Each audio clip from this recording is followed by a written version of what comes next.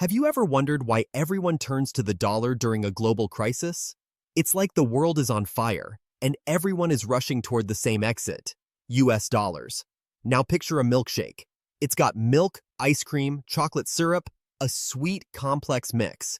That's how economist Brent Johnson describes global finance. In this analogy, the milk represents the US dollar, the ice cream is liquidity, and the chocolate syrup symbolizes other currencies. When a crisis hits, a powerful straw starts sucking up the whole mixture, but only the milk, the US dollar, gets pulled to the top. This is called the Dollar Milkshake Theory. But what does it really mean? I'm Mini Money, and together with my little friends, we've put together a video packed with everything you need to know about the milkshake theory. Let's dive in.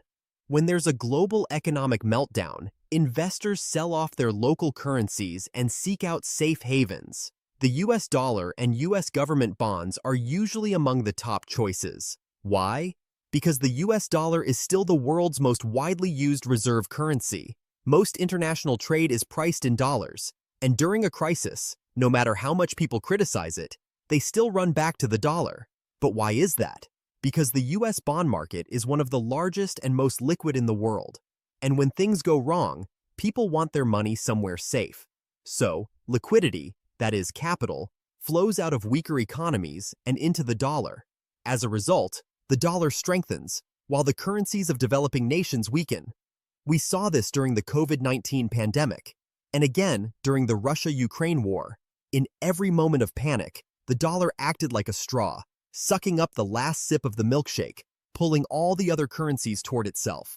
But will it always be this way? Some economists are skeptical of the theory, because the global economy isn't just built on the formula strong money equals strong country.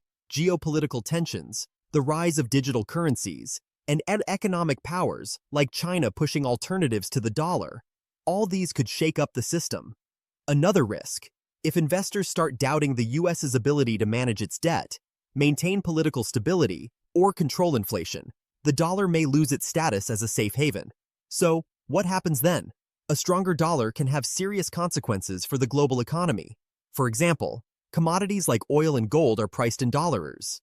When the dollar strengthens, these goods become more expensive for countries that import them. If you're in Europe and fuel prices are rising, this could be part of the reason.